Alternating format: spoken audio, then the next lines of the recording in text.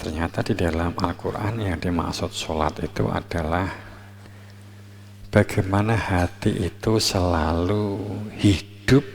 Kehidupan hati itu hidup karena ada zikir. Karena yang menunjukkan abadi, abadan, itu adalah kehidupan yang batin. Kehidupan yang batin itulah kehidupan akhirat. Itu kehidupan batin, itu kehidupan akhirat. Kapan? Ya saat ini. Saat ini kalau hatinya tuh ada zikir, ada Tuhan, ya berarti di alam akhirat.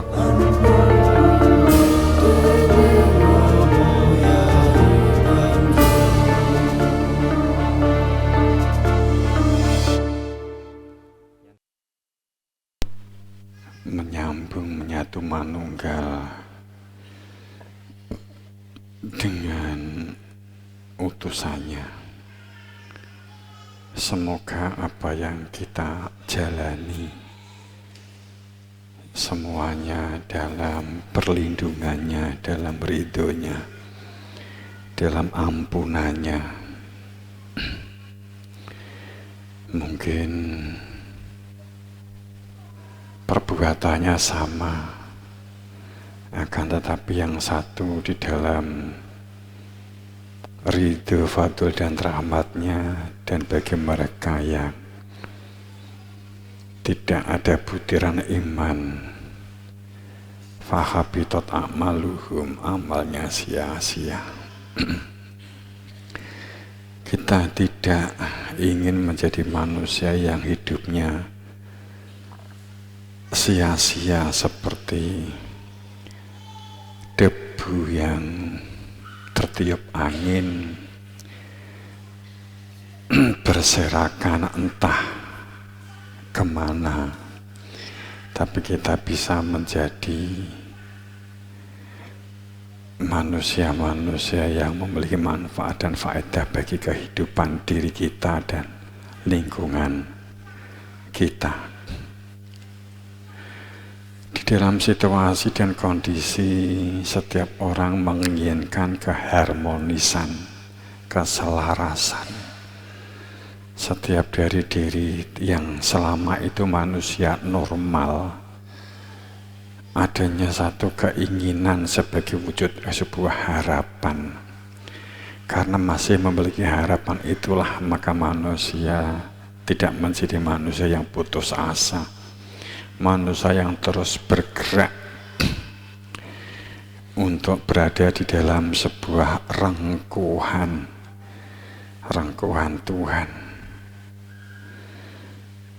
Pada saat seperti itu maka menanggalkan sebuah kehidupan ini menjadi sebuah komunitas yang memiliki sebuah sistem membangun harmonis, selaras, seimbang, terjadinya sebuah kemudian berdampak pada kemajuan untuk perkembangan dirinya, cara berpikirnya, cara bertindaknya, terjadinya saling mendukung. Kadang itu kan harapan yang sangat besar itu kan membutuhkan penyelarasan. Yang terkadang, maksud saya ini yang terkadang itu harapan setiap orang ingin harmonis, ingin maju, ingin berkembang. Akan tetapi hanya karena sebuah di dalam dulumat, di dalam kebutaan, di dalam cengkraman nafsu, menjadikan mustahil. Harapannya hanya berhenti pada harapan, akan tetapi tidak ada realisasi yang seharusnya diselaraskan antara harapan dengan tindakan. Sebuah komunitas kita memiliki ekosistem, habitat atau lingkungan kejamaahan yang semuanya ingin memiliki sebuah kondisi dan situasi yang harmonis, yang selaras, yang seimbang. Maka kita selaraskan, tidak hanya selaras antara diri dengan lingkungan, tapi dimulai dari dalam diri, selaras antara ucapan, tindakan, pikiran, dan perbuatan. Ini yang berpatok pada satu pijakan jujur, benar, dan adil, atau urutannya benar, jujur, dan adil.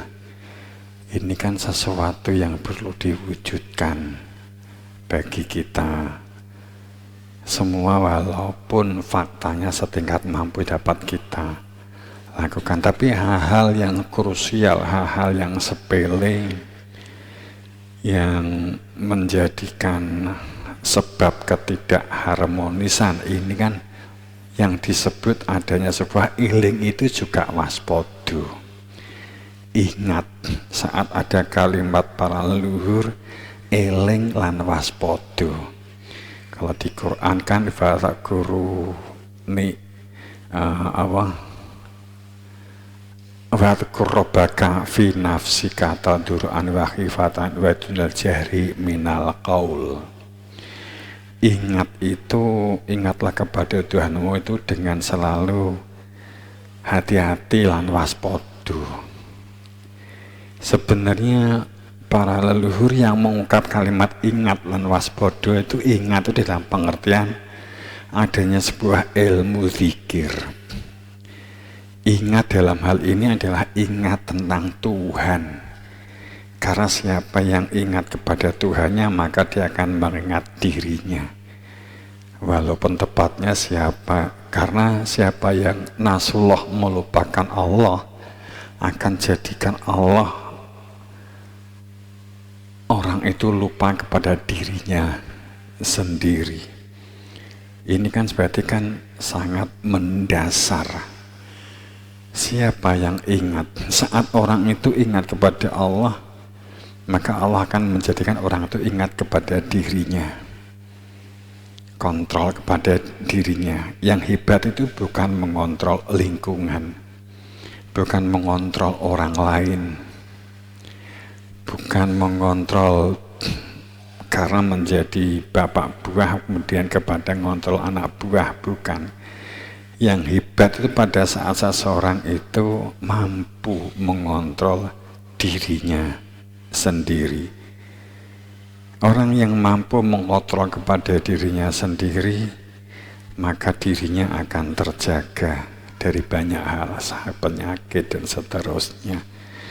Kalau memang itu memang penyakit-penyakit yang memang berkaitan dengan kontrol.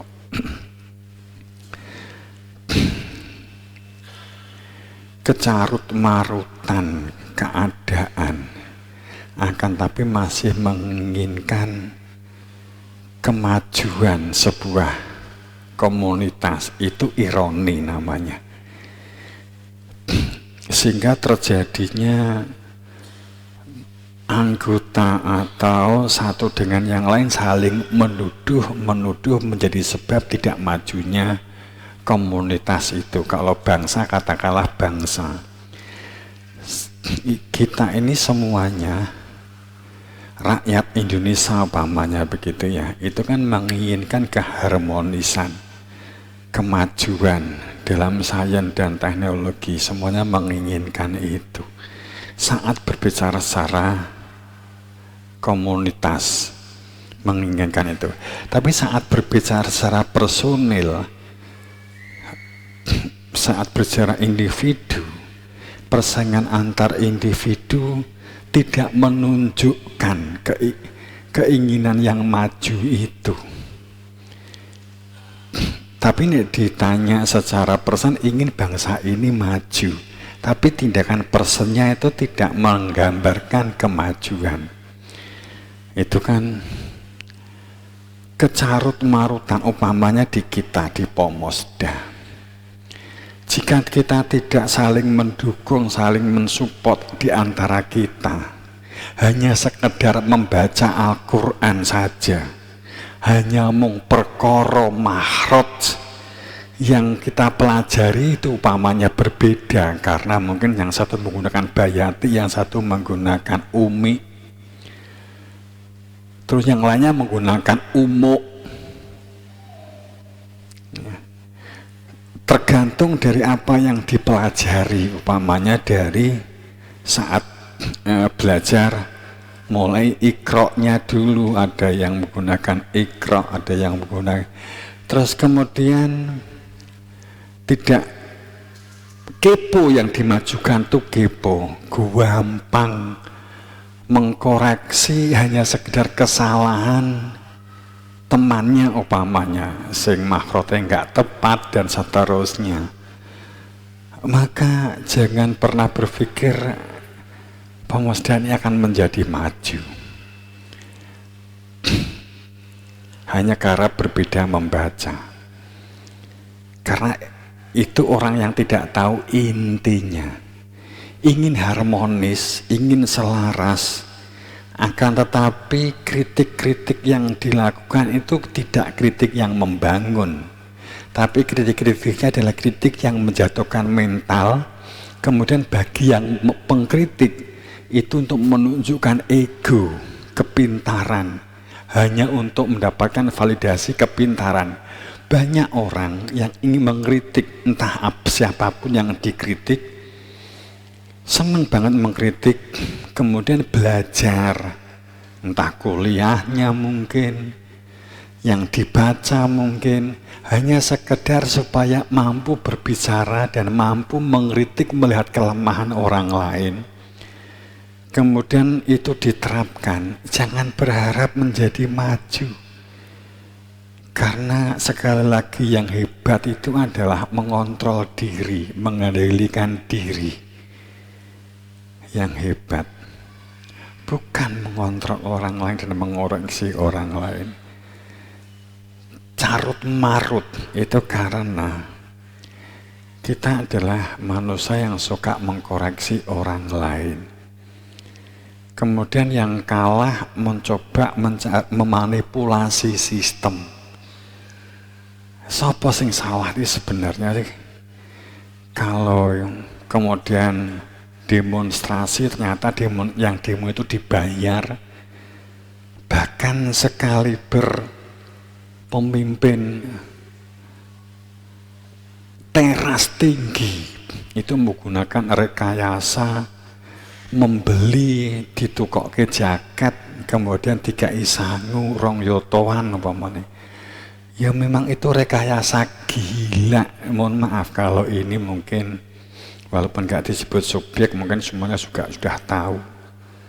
Itu saya sebagai warga aja ikut malu, tapi gimana lagi yang rakyatnya juga malu-maluin. Tapi pemimpinannya ya lebih memalukan. Gitu. Pemain iki krungu gak apa-apa, malah beneran. Itu jijiki itu sistem-sistemnya sekarang ini saling jegal, ini jangan menjijikkan banget gitu loh ya. Walaupun saya ngomong menjijikkan ini juga jijiki juga.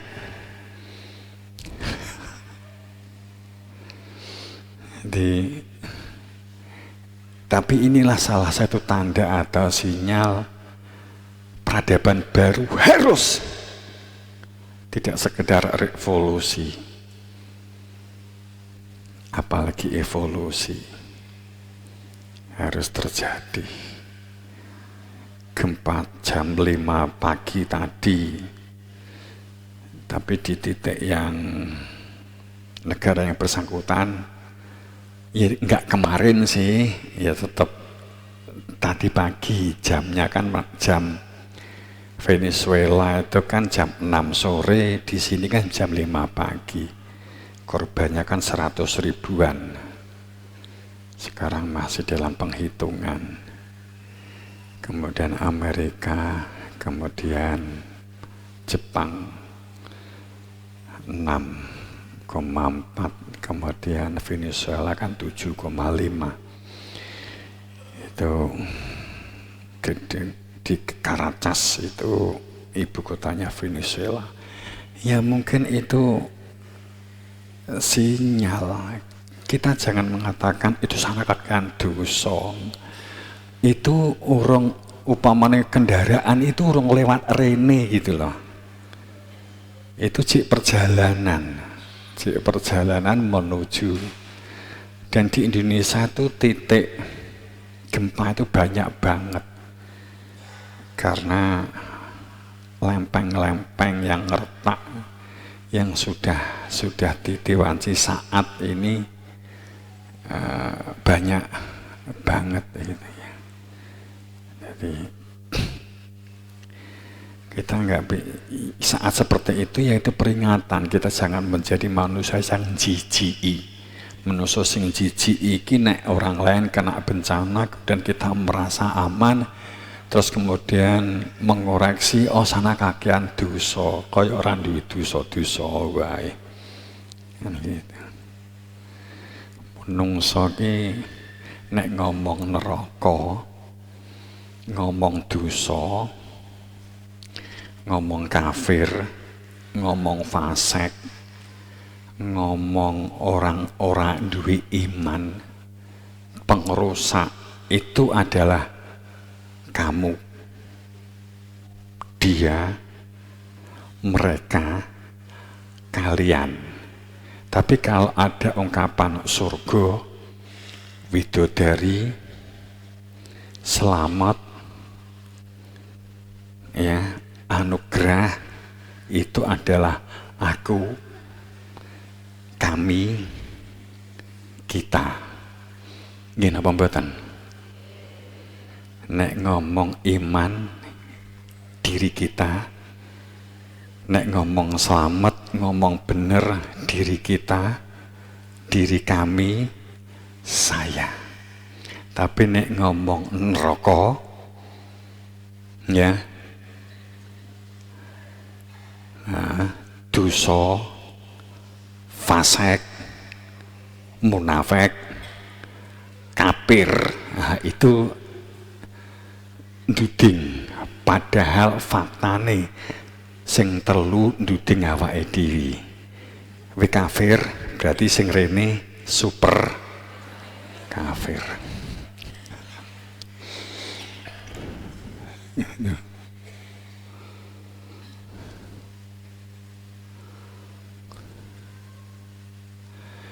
Saat dibuka melalui sebuah analisa berpikir, sebab kalau kita itu membuka dengan men-spill atau menganalisa data itu juga buatan manusia, juga bisa direkayasa.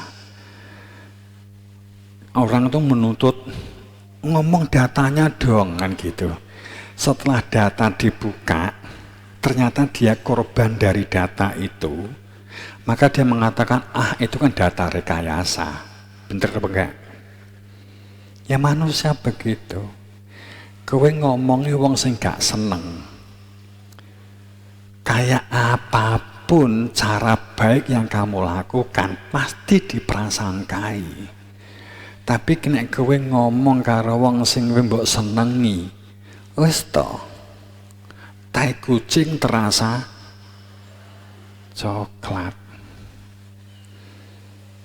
Nah, diduduhi tai kucing, yo gak percaya. Tetap itu dianggap coklat. Gitu. Mula nek arepe ngandani, Bu, Mas, wi tai kucing, wi kudu roh karakternya. Nek karakter itu jelas dia itu fanatik, kultus beku, nggak nek manfaate. Didelok wae. Dinteni kok mukok-mukoke wae, ngono wae. Ya sing ngono tok, nggih gugurne kewajiban ben gak disalahne ngono tok wae. Wi tai kucing lho duduk coklat lho, Mas. Ngopo? Ya wis ngalih. Ngono dadi wonge aja gampang kepo. Apalagi hanya menunjukkan. Kowe nek ngaji enggak fasih. Coba saat ada orang menegur, maksudnya enggak benar. itu benar-benar negur atau hanya ingin menunjukkan bahwa aku pinter? Mana yang dominan? Ayo. Yang dominan apa? Menunjukkan supaya dia dikatakan pintar. Buktinya apa? Aku entuk kok guruku ngene iki ya. Dia nesu apa gak? Kan gitu.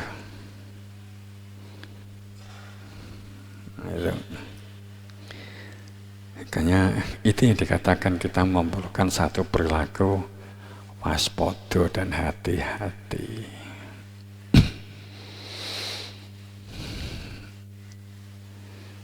Di dalam satu kehidupan akidah, ya, saat kita membuka,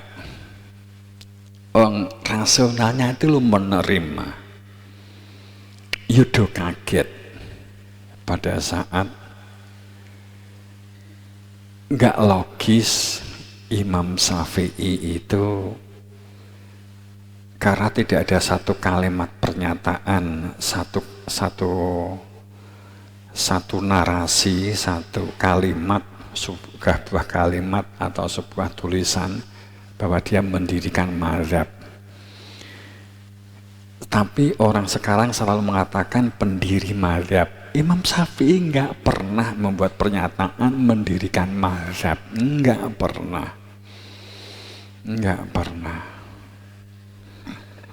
Sebagai contoh, dan itu dikumpulkan setelah, ironi lagi, setelah Imam Syafi'i wafat, itu kertas-kertas yang berserakan itu baru dikumpulin. Setelah berkumpul dikatakan itu tulisannya Imam Syafi'i. Bener enggaknya saya enggak tahu, tapi dikumpulkannya setelah Imam Syafi'i wafat. Tata cara sholat, tata cara puasa, tata cara zakat, tata cara haji, kan itu baru ditulis di zaman Imam Syafi'i, atau tepatnya setelah Imam Syafi'i meninggal beberapa tahun kemudian. Kemudian dikatakan itu adalah buah pikiran, tulisannya Imam Syafi'i. Sebagai contoh begitu. Saat ini dibuka, ya orang ya cenderung menerima, tapi fanatiknya itu menolak. Akibat fanatik kultusnya itu menolak. Tapi itu kan memberi jawaban kalau sholat yang didefinisikan seperti yang sekarang ini menjadi gugur, kan seharusnya berarti. Ternyata di dalam Al-Quran yang dimaksud sholat itu adalah bagaimana hati itu selalu hidup. Kehidupan hati itu hidup karena ada zikir. Karena yang menunjukkan abadi, abadan, itu adalah kehidupan yang batin. Kehidupan yang batin itulah kehidupan akhirat. Itu kehidupan batin, itu kehidupan akhirat. Kapan? Ya saat ini. Saat ini kalau hatinya tuh ada zikir, ada Tuhan, ya berarti di alam akhirat. Ya, itu abadi. Maka perilaku jumud, kaku, ya maksudnya kaku, beku, keras kepala, berbangga-bangga, berpuas diri, fanatisme pada diri kelompok golongan yang mengakibatkan ditutupnya pintu-pintu kebenaran. Ya, ditutup karena egonya, karena nafsunya, karena kepentingannya. Hidup itu seperti abadi-abadan. Wong korupsi itu kan ngira uripe itu kan abadi-abadan. Wong di dunia mu sak umur dewi-dewi, ya ikhtiar, ya bekerja, ya, membuat athar sujud, artinya menjadi manusia yang berfaedah dan bermanfaat bagi kehidupan. Itu athar sujud.